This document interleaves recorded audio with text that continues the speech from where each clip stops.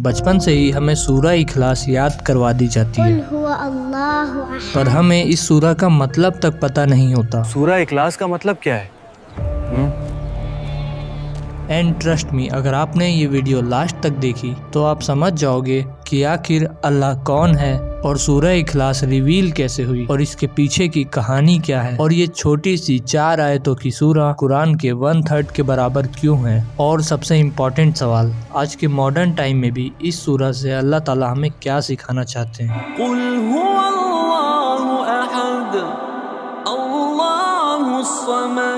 अब ये कहानी की स्टार्टिंग होती है मक्का के उस टाइम से जब लोगों के दिल अंधेरों से भरे हुए थे। हर गली हर बाजार में पत्थर के बुत सजाए हुए थे। काबा के आसपास चारों तरफ मूर्तियां ही मूर्तियां थी। हर कबीला अपने खुदा का मालिक था। कोई कह रहा था ये हमारे बारिश का देवता है, कोई कहता है ये हमारे परिवार का रखवाला है। ये हमारा बारिश का देवता है, देख कितना सुंदर है। हाँ, और ये हमारे परिवार का रखवाला है, हमेशा हमारी रक्षा करता है। यही था मक्का का माहौल, अंधविश्वास से भरा हुआ था। लोग उनसे दुआ मांगते थे, उनके सामने सजदा करते थे और समझते थे कि यही उनके रब हैं। अरे भाई, नया बुत आया है यमन से, देखो कितना सुंदर है, कांटे के पत्थर से बना हुआ, बिल्कुल जिंदा जैसा लगता है। वाह, सच में कमाल है। लाओ लाओ, इसके लिए चांदी के गहने और सोने की सजावट भी बना देते हैं, सबसे अलग दिखेगा। ऐसा था मक्का का माहौल जहाँ रिलीजन एक बिजनेस बन चुका था। मूर्तियाँ बनाना, बेचना, इबादत करना, सब एक पैसे कमाने का जरिया था।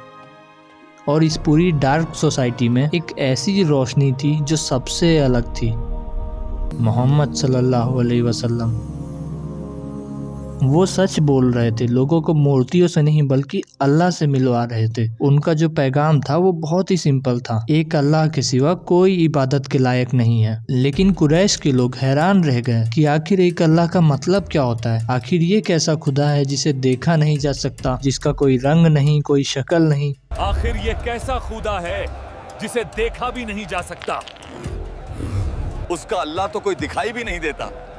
ऐसे खुदा का क्या फायदा जो ना दिखे ना सुनाई देड़े। अरे मोहम्मद कहता है एक अल्लाह है, तो क्या हमारे लात, उज्जा, हुबल सब झूठे हैं?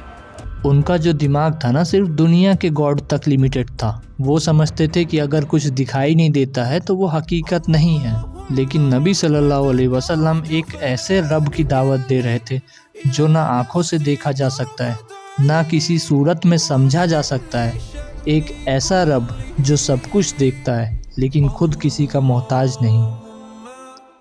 मक्का के लोग हैरान थे, ये कैसा खुदा है जो इंसानों जैसा नहीं है, ना पुतला ना कोई तस्वीर, बस ला इलाहा इल्लल्लाह। कैसा खुदा है जो इंसानों जैसा नहीं, ना सोना ना चांदी ना कोई पुतला ना तस्वीर, बस ला इलाहा इल्लल्लाह। उनके लिए ये बात उनकी समझ से बाहर थी। वो मजाक उड़ाते हुए सवाल पूछ रहे थे, अरे मोहम्मद, हमें बताओ तुम्हारा रब कैसा है? वो किस चीज का बना है, सोना, चांदी या मोतियों का? उन्हें लगता था कि रब भी उनकी मूर्तियों जैसा ही होगा, जिसे हाथों से छू सकते हैं और जरूरत पड़ने पर दुआ मांग सकते हैं। लेकिन नबी सल्लल्लाहु अलैहि वसल्लम मुस्कुराए, उनका चेहरा सुकून से भरा हुआ था। उन्होंने कोई जवाब नहीं दिया क्योंकि अब जवाब आसमान से आने वाला था। और तब सूरह इखलास नाजिल हुई। बिस्मिल्लाहिर्रहमानिर्रहीम, कुल हुवल्लाहु अहद, अल्लाहुस समद, लम यलिद वलम यूलद वलम यकुल लहू कुफुवन अहद। सुब्हान अल्लाह, ये तो रब का तारुफ है अपने अल्फाज में। अल्लाहु अकबर।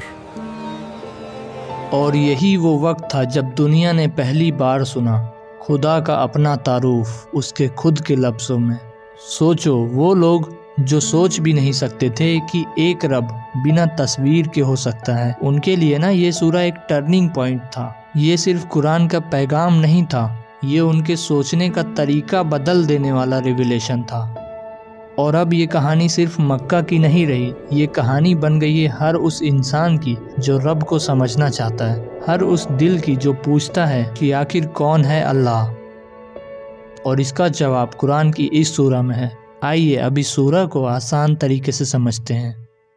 قل هو اللہ احد، یعنی کہہ دو کہ اللہ صرف ایک ہے، نہ اس کا کوئی پارٹنر ہے، نہ کوئی ایکول، نہ کوئی اس کے جیسا، نہ کوئی اس کے برابر ہے۔ اب سوچو ذرا، مکہ والوں کے لیے یہ بات سمجھنا کتنا مشکل تھا۔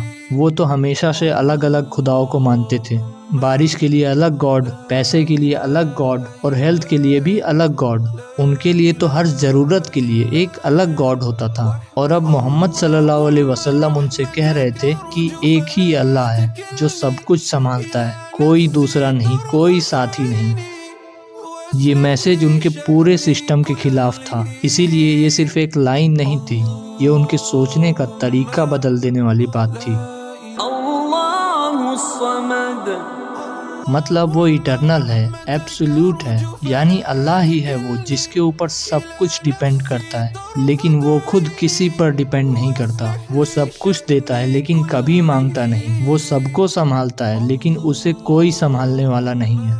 اب سمپل ورڈز میں سمجھو، ہم جیسے ایک دوسرے پر ڈیپینڈ کرتے ہیں نا، جیسے انسان، ہوا، پانی، کھانا، ٹائم، ایموشن، سب ایک دوسرے پر ڈیپینڈ کرتے ہیں، چاہے وہ سب سے پاورفل انسان ہی کیوں نہ ہو، اس کی زندگی کسی نہ کسی چیز پر بیسڈ ہی ہوتی ہے۔ لیکن اللہ سبحانہ و تعالیٰ وہ سب سے الگ ہے، نہ اسے کسی چیز کی ضرورت ہے، نہ وہ کسی کا محتاج ہے، اسی لیے اسے الصمد کہا گیا ہے۔ وہ بالکل بے نیاز ہے، سب کچھ اسی سے چل رہا ہے لیکن وہ خود کسی سے نہیں چل رہا۔ اور تھرڈ آیت میں اللہ تعالیٰ کہتے ہیں نا، لم یلد ولم یولد، یہ آیت صرف قریش کے لیے نہیں تھی، یہ ہر جنریشن کے لیے ہے، ان کے لیے بھی جو آج بھی کہتے ہیں God came as a human, God has a son. تو اللہ نے اس ایک لائن میں کہہ دیا کہ میں کسی سے پیدا نہیں ہوا اور کوئی مجھ سے پیدا نہیں ہوا۔ اللہ تو وہ ہے جو ہمیشہ تھا اور ہمیشہ رہے گا۔ یہ آیتیں انسان کی سوچ بدل گئی، سب کو سمجھ میں آ گیا کہ رب کوئی انسان نہیں ہے، اس کا کوئی خاندان نہیں، وہ صرف رب ہے، بے حد، بے مثال اور بالکل سب سے الگ۔ اب جو یہ لاسٹ آیت کہتی ہے نا، ولم یکن لہ کفوا احد، There is no one equal to him، کوئی اس کے برابر نہیں، کوئی اس کا مقابلہ نہیں، کوئی اس کی مثال نہیں۔ اب یہ سورہ ہر اس انسان سے کہتی ہے تمہارا رب ان سب سے الگ ہے جن کے پیچھے تم بھاگتے ہو، اس رب کے جیسا پورے جہان میں کوئی بھی نہیں۔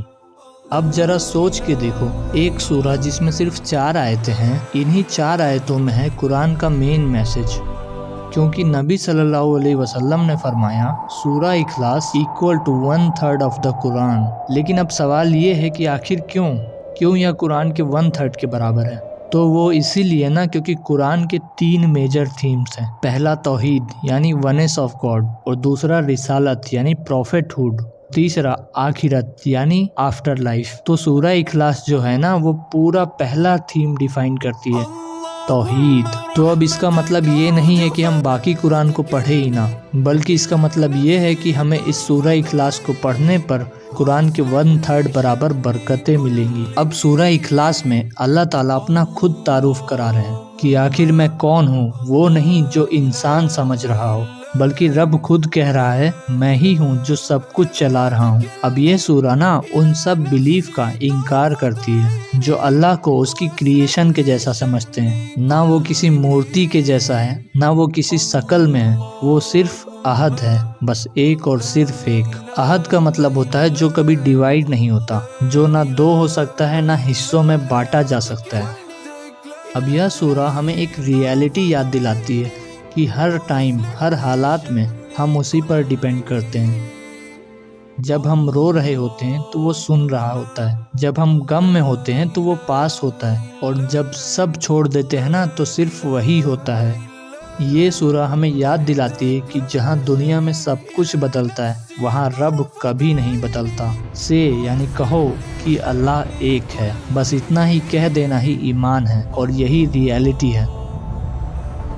سورہ اخلاص نے ہمیں بتایا کہ اللہ صرف ایک ہے، نہ اس کا کوئی پارٹنر نہ۔ بھائی سچ میں یہ سورہ اخلاص ہمیں سکھاتی ہے کہ صرف ایک ہی اللہ ہے۔ ہاں، اور وہی سب کچھ سنبھالتا ہے, ہمیں ہر حال میں ساتھ دیتا ہے. میں سوچا نہیں تھا کہ صرف 4 آیات اتنی بڑی بات بتا دیں گی. سچ میں آج کے ٹائم میں بھی یہ ہمیں ریمائنڈ کراتی ہیں کہ بھروسہ کیول اللہ پر ہونا چاہیے. Sometimes it feels like we have lost everything. But then I remember, He is still there. اگر آپ نے کچھ نیا سیکھا تو اس ویڈیو کو شیئر ضرور کرنا اور کمنٹ میں بتاؤ کہ نیکسٹ ڈاکیومنٹری کس سورہ پہ ہونا چاہیے. اور ہاں, اگر آپ نے ابو لہب والی ڈاکیومنٹری نہیں دیکھی تو وہ ضرور سے دیکھو. میں آپ سے وہیں ملوں گا.